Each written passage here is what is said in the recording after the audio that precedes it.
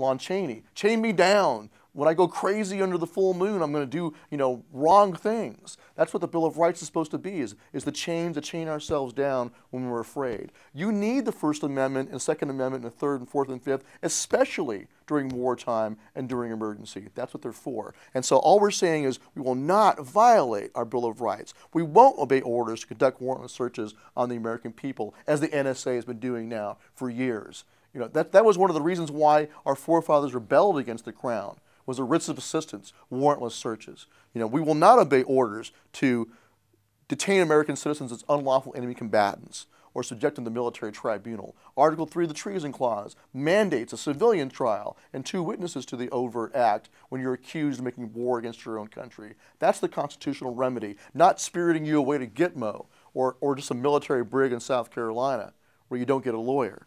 So we won't do these things. We will not obey orders to impose martial law or a state of emergency on a state. Article 4, Section 4 makes very clear that the U.S. government can't come into a state without being invited by the state legislature or the governor. And just to briefly interrupt, I want you to go back to that. I remember going to urban warfare drills 12, 14 years ago, different events, and seeing the military train with role players to fight the American people. And I've studied enough history to know, wow, this is treason. This is dangerous. This is what's happened in every other country over and over again, especially third world nations. And I came out and made films like Police State 2000 and others, and people keep saying, when's the martial law coming? Well, the martial law is coming when the TSA says, we don't care if federal law says we've got to have radiology tests on these machines. We're not doing it. We don't care if local prosecutors say it's illegal for us to stick our hands down people's pants. And FBI agents can't even do it. We can. It's an emergency. We don't care if you have a right to your bank account. It's an emergency. We're going to hold those funds. We're already being eased into this emergency atmosphere. They're never going to call it martial law. We're being just phased in incrementally into it right now from my research. Stewart, from your deep research, do you concur with that, that we're basically already in the first stages of what could be really deemed classical martial law? Well, in part, what they've done is claim that through emergency powers of the president that he can do things that through executive order or by fiat that otherwise are nowhere near our Constitution. Or if the UN gives him the authority, he doesn't have to go to Congress for a new war. Right. So that's partly true. But true martial law is where it's the will of the commander on the battlefield. And they have made this claim. That's what Bush claimed, is that he can bring the international laws of war and apply them to the American people. That's martial law. That means that he can treat you the same as though he were a tank commander in the Iraqi desert and you're some local villager. His claim is he could do the same thing with you that he could do over there as commander-in-chief. And there's a legal precept there, because, and explain this to me, because I remember 3 or 4 years ago, the head of the Air Force was in the news saying, we've got to use these microwave guns against the American people because under Geneva we can't use them against populations in Iraq.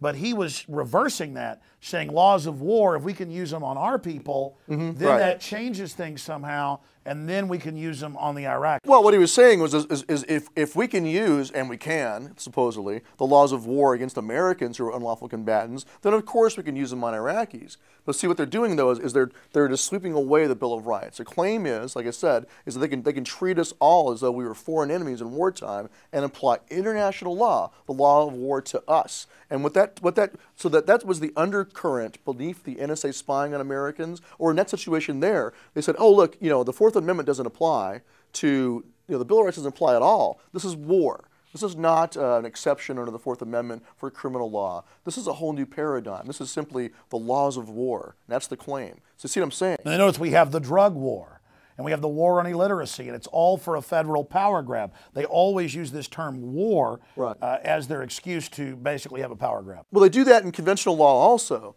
The claim is, in the war on drugs, we must allow asset forfeiture, for example, seize the proceeds of drug crime. Then they wind up using it against a man who was out, trolling for prostitutes, and they take his wife's car. That's what was the case the Supreme Court upheld. And so it winds up being for this particular really bad thing that it expands out. Well, the same is going on in the war paradigm. There's a normal legal paradigm where they've chipped away at the Bill of Rights, but now there's this war paradigm where it used to be you could only use the laws of war against a foreign enemy. They now say, well, oh, but this one foreign enemy was a U.S. citizen.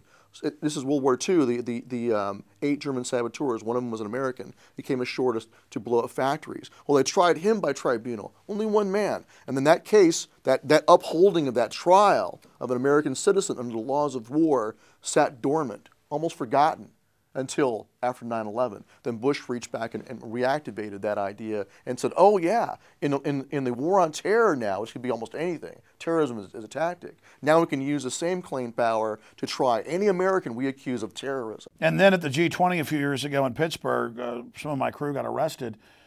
The military just went and told the local police that my guys were terrorists, and the police came after them and interrogated them and said, were you planning to attack the military? And my guys were there publicly with their press badges. They're interviewing people. And when they were arresting the college students hadn't even been demonstrating. They were outside at a park eating, and the police could find no one in Pittsburgh that dare break their Tiananmen Square type order that no one could be outside during the day or night.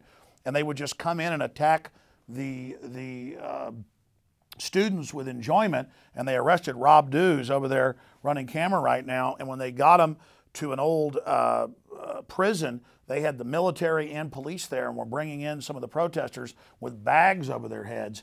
And the police were really enjoying this. And we got footage all over the city of kids even playing with balls outside at like 3, 4 in the afternoon, and loudspeakers saying no one's allowed to be on the streets.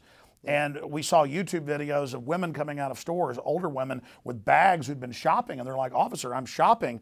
And the cop says, I don't care, and releases a police dog on them. So we're seeing this in Toronto. They did the same thing. A year later, we're seeing it in Pittsburgh, where they're setting the precedent in England, where they actually have beaten people to death who were just delivering newspapers.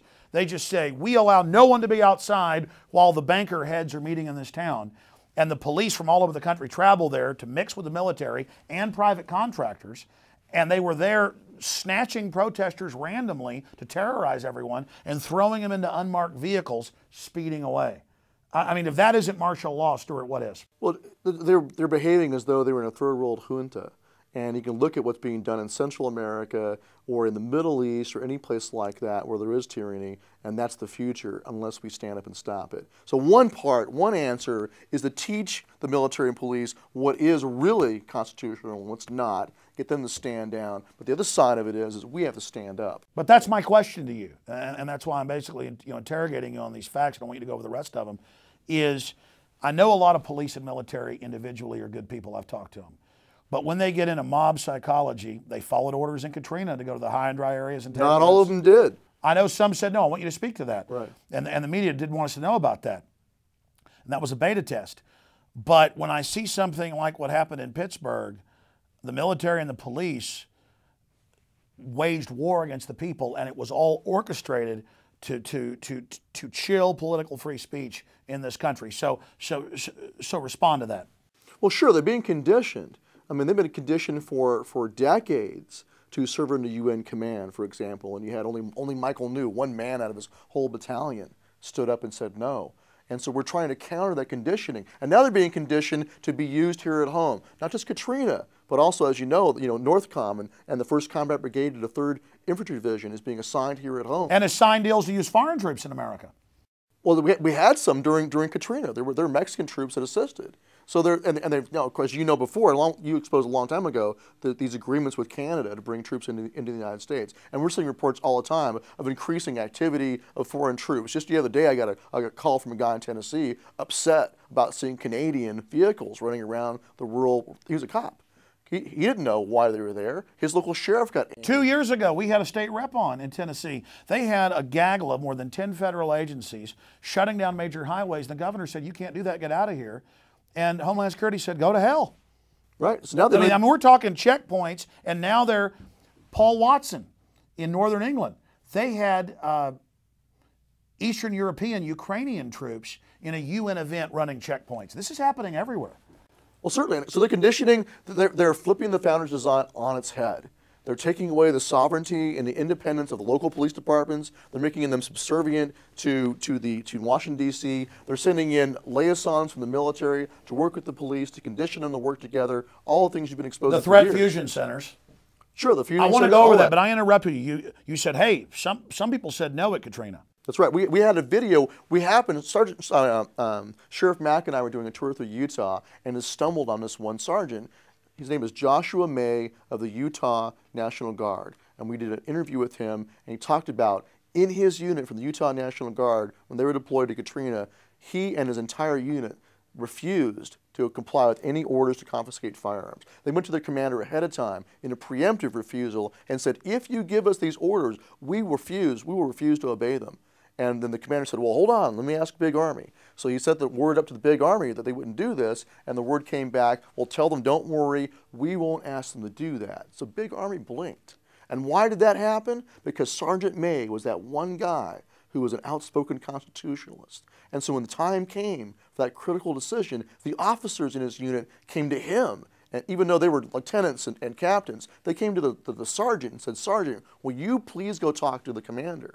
So he was the one who went over to talk to the commander. So one man in the right place made a critical difference. So our goal is to create... Well, one man who's in the right is a majority. That's right. Has a moral force far outweighing his numbers. And so there's an example where, because he did convince the others in his unit to go along, he did what unfortunately Michael New was not able to do. An entire unit stood down, and they did not court-martial him. They didn't say anything about it. Amazing. Stewart, I want to get your guests in here in a few minutes before we run out of time, and we could talk forever. That's why I'm always honored to have you on the radio show. The website is oathkeepers.org, also operationsleepinggiant.com. Speak more about the orders you will not follow, other points you want to make. I'm going to try to give you the floor, even though this is so intriguing and I've got a lot of questions. And then we can get emailed questions later. And the next time you're back live on the radio, we can take those other questions then. But then tell us more about operationsleepinggiant.com. Well, the focus there is like I said before, we can't just say to the current serving, oh, please don't violate our rights while we sit here on the couch and eat chips and watch Dancing with the Stars.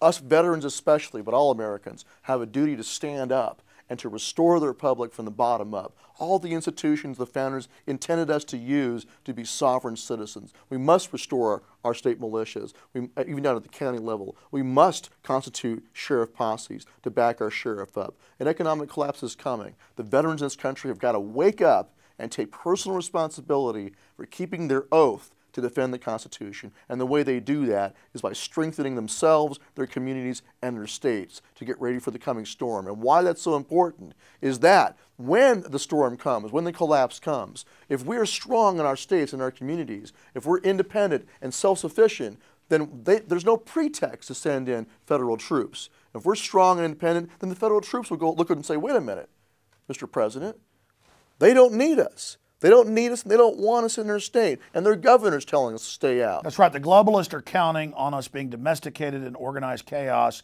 And for those that don't know, you're not just making this statement here that the collapse is coming. We have the IMF World Bank documents from 2002. We've seen what they've done over and over again. We know their stated goal from Maurice Strong to the UN to the entire White House. They want a post-industrial world. It's the Wall Street crowd that's not free market waging war against independence. They want a vertical integration. They want to consolidate. Explain to people how important this collapse that we're already in is, because the system is planning to use it as their pretext to totally take over. Well, they're letting us know right now. The IMF chairman has already told us they're going to replace the dollar as the world reserve currency and use the special drawing rights as the interim currency on the way to an official global currency. So they're telling us, what they're going to do. And so it's as though we're on the Titanic. It's already hit the iceberg. They've steered us into the iceberg, and they're going to sink the ship, which is our fiat system that we're riding on right now. And then when we're floundering around in the water, they're going to show up with the UNN Leviathan. It's going to come and they're going to say, oh, come aboard this. This is your salvation. The next step is a world Federal Reserve. And they're telling us that's our only salvation. Well, the answer is to get back to the USS Constitution, which is still seaworthy. Old Ironsides is still right there. Let's get back to that, fix the sails, patch any holes, and sail at home. That's the answer. Get back to the Constitution. And that means sound money in our pockets. That means sound money in our states like Utah just did. That means revitalizing the military power of the people in our state militias. And that means making sure we're squared away with alternate communications, so when they use the internet kill switch, it won't matter, because we'll have our alternate system set up. And that means becoming strong in our states